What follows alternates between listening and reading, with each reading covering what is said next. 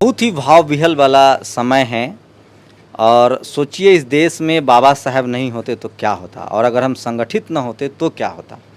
ये पीपल साहब LC people देख लीजिए, honourable senior divisional manager LIC. आज इनका रिटायरमेंट, कल ये रिटायर हो जाएंगे 30 जून को। आज इनका सम्मान समारोह हो रहा है। संगठित हो रहे हैं। मेरे पीछे देखिए, कैमरामैन मेरे दिखाएंगे किस तरह से तमाम बहुजन समाज के जो लोग हैं वो बैठे और इनके सम्मान में आए हैं। और केपी चौधरी को आप सब जानते हैं, लगातार देखते हैं। उनके बारे में एक लास्ट बात बताऊंगा, उसके बाद 3 बड़े अधिकारी हैं एलआईसी के ही, और कैसे ये लड़ाई बाबा साहब ने लड़ी। केपी चौधरी साहब ने शुरुआत में कहा कि पाकिस्तान बांग्लादेश जो हमारा भाई था अलग हुआ, वहाँ बाबा साहब नहीं थे तो ऐसा बहुजन समाज नहीं बन पाया।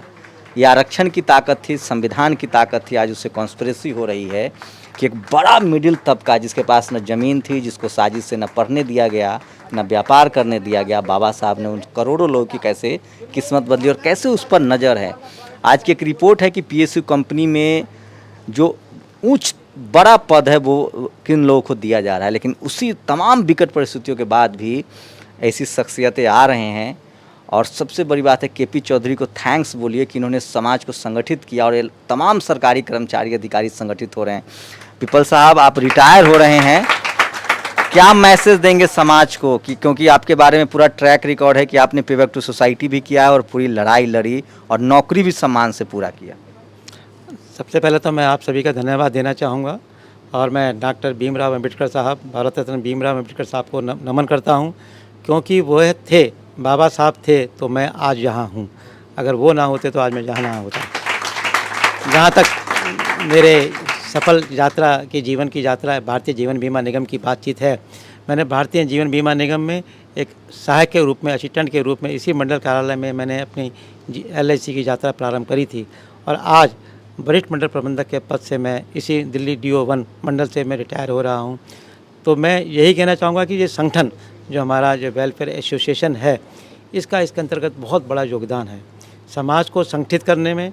समाज को संगठित करके उनके अधिकारों के लिए हमेशा प्रयासरत रहे और आज बहुत सारे जो प्रिविलेजेस भारतीय जीवन बीमा निगम में समस्त SC ST कर्मचारियों को मिले हुए हैं, उसके लिए मैं संगठन को साधुवाद देता हूं। श्री केपी चौधरी साहब के नेतृत्व में जो हमने संगठन ने बहुत सारी उपलब्धियां हासिल करी है, मैं उनको साधुवाद देता हूं। ये हमारे पूरे भारतीय जीवन बीमा निगम में हमारे समाज के लोगों के लिए एक प्रेरणा के स्रोत है। इनकी वजह से बहुत सारी उपलब्धियाँ हुई हैं।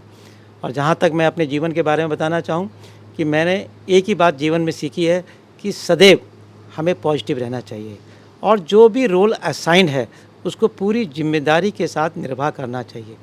चाहे मैं किसी भी पद पे रहा, चाहे मैं assistant, SGA, AAO, ABM sales, branch manager, senior branch manager sales, marketing manager, senior DM के रूप में कार्य किया, सदैव अपने रोल को ईमानदारी से किया। और साथ ही साथ एक बात और भी है कि मैंने इन सभी पदों पे रहते हुए भी कभी संगठन का भी साथ नहीं छोड़ा। और संगठन के रूप में जब मैं SGA के रूप में कार्यरत था और उससे पहले भी जब मैं असिस्टेंट के पद में था, पहले मैं कार्यकारिणी की समिति में सदस्य था और जब मैं SGA बना तो मैं यहाँ पे पहले सेक्रेटरी, फिर प्रेसिडेंट के रूप में रहा। फिर मैं बीकानेर मंडल में गया तो फिर वहाँ भी मैं जो है डिविजनल सेक्रेटरी बना।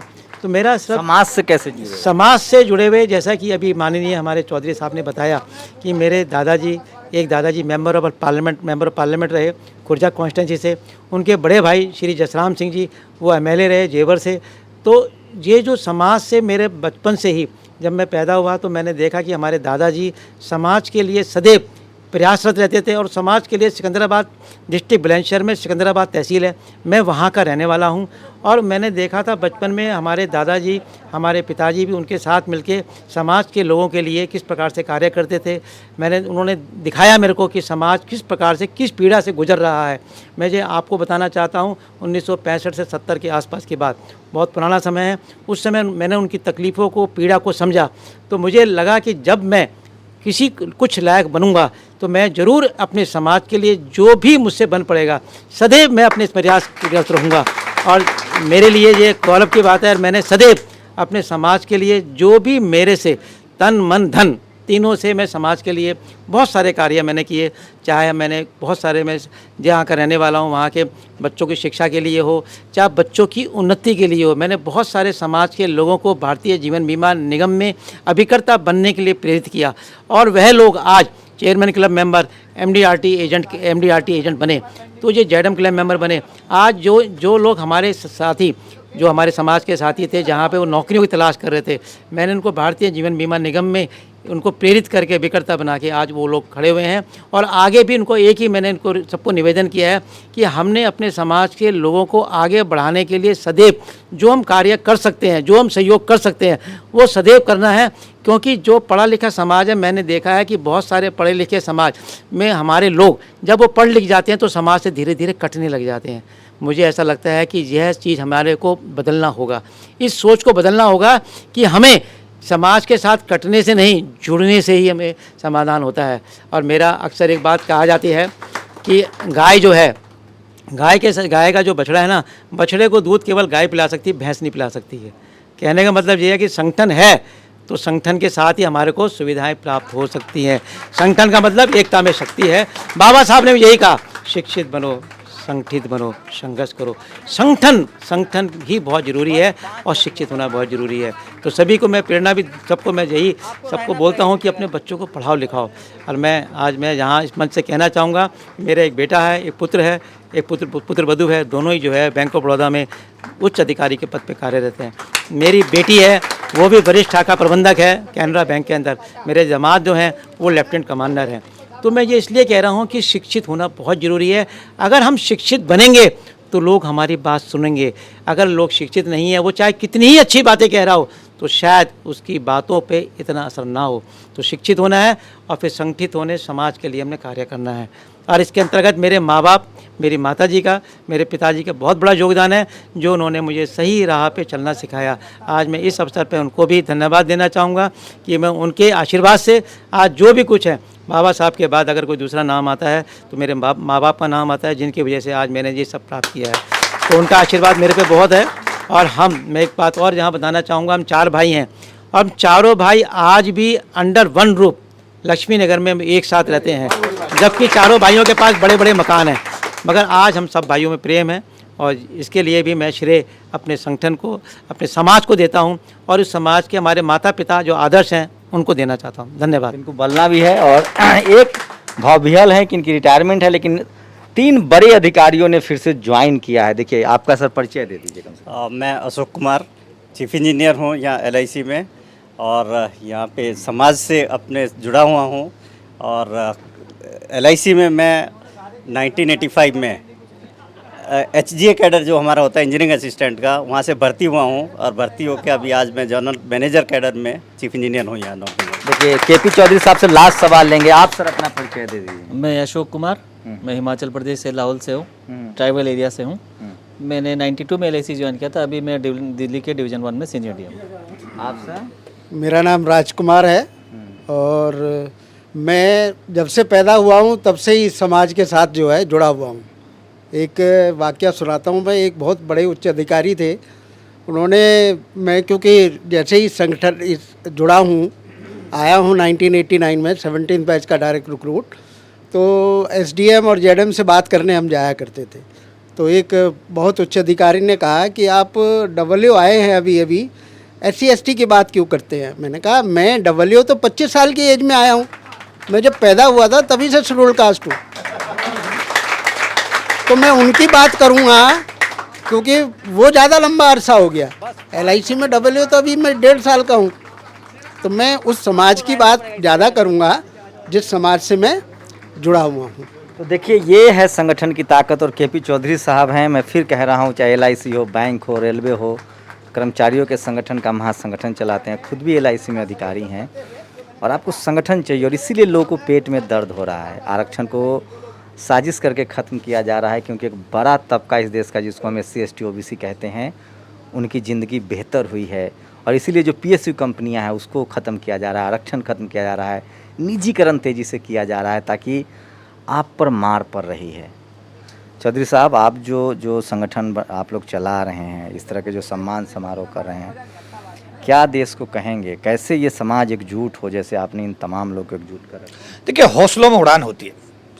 रिजर्वेशन खत्म नहीं होगा, मैं समाज को कहना चाहता हूँ, हम तैयार हैं पूरी तरीके से। कोई करना चाहे तो कोशिश करके देख ले, खत्म नहीं होगा। लोग तो कह रहे हैं संविधान खत्म कर रहे हैं। संविधान को बदलना तो एक बात, जिन लोगों के मन में ये बात है, मुझे लगता है ये उनके लिए एक सपना ही साबित होगा, क्योंकि ये डॉक्टर अम्बेडकर का बनाया हुआ संविधान है जिसको पूरे विश्व में सिंबल ऑफ नॉलेज के रूप में सम्मान देता है। जिससे पढ़ा लिखा, जितना पढ़े लिखे बाबा साहब अम्बेडकर थे, आज तक उनके बराबर दूसरा आदमी पैदा ही नहीं हुआ। तो जो लोग ऐसी कोशिश में हैं, मुझे लगता है कि उनकी ये कोशिश बिल्कुल बेकार जाएगी और वो कामयाब नहीं होगी। राजेंद्र प्रसाद सिंह कहते हैं कि SC ST OBC के लिए नौकरी पा लेना आसान है बाबा साहब के आरक्षण की वजह से, लेकिन सम्मान से नौकरी पूरा कर लेना बड़ा मुश्किल है। KP चौधरी शेर की तरह दहाड़ते हैं और LIC में खासकर मैंने देखा है कि जो कर्मचारी हैं, जो अधिकारी हैं, वो अपने अधिकारों के लिए बहुत सचेत हैं, सजग हैं, क्योंकि उनके पास एक ताकतवर और ईमानदार लीडरशिप है और ये बहुजनों के पास होना चाहिए। और OBC को समझना पड़ेगा कि आज जगह जगह नीट हो, हर जगह आरक्षण खत्म किया जा रहा है। आपको संगठित होना पड़ेगा, डेमोक्रेटिक तरीके से तैयार होना पड़ेगा। मैं एक बात कहनी चाहूँगा, हमारे भाई LC पीपल साहब का जब ऑर्डर आया, सीनियर DM से चेंज किया गया, उनको OST जोनल ऑफिस लगाया गया, तो हमारे दूसरे भाई अशोक कुमार ठाकुर जी ने ज्वाइन किया। तो भाई साहब की इच्छा थी कि यार मैं सीनियर DM DO1 रिटायर होना चाहता हूं, लेकिन हमारे जोनल मेजर जो हमारे समाज से हैं और हमारे रीजनल मेजर PNDR जो हमारे SC ST समाज से हैं, उन्होंने एक SMS किया, आज आप रिलीव हो जाओ। हमने कहा क्यों भाई, ये क्या परेशानी हो रही है आपको? 30 जून को रिलीव होना है, अगर STM DO1 के रूप में ज्वाइन हो जाएंगे, रिलीव हो जाएंगे तो क्या प्रॉब्लम आ रही है? जगह जगह से प्रेशर आया, मामला चेयरमैन के पास गया, MD के पास गया। MD ने कहा, चेयरमैन ने कहा, ये आपका इंटरनल मैटर, आप अपने आप इसे डिसाइड कर लो। बात समझ में आई नहीं आई? ये क्या है? ये संगठन की जीत के रूप में आप इसे देख सकते हैं। और आज मैंने कहा हौसलों में उड़ान होती है। आज हमारे भाई पीपल साहब OST जोनल ऑफिस रिटायर नहीं हो रहे हैं, बल्कि senior divisional manager Delhi DO1 retire हो रहे हैं। ये प्योरली एंड प्योरली समाज के एक एक भाई की जो एकता है, एकजुटता है। मैं ये कहना चाहूँगा, 90 में दिल्ली आया था, पीपल साहब सेल में थे, ऐश्वर्य यहाँ थी नहीं। मैंने 5-5 रुपए इकट्ठे किया, सब रोड पर भटूरे मंगवाए सीताराम के, और अपने समाज के लोगों को उन्हीं के पैसे से उन्हें भटूरे खिला करके संगठन को खड़ा किया।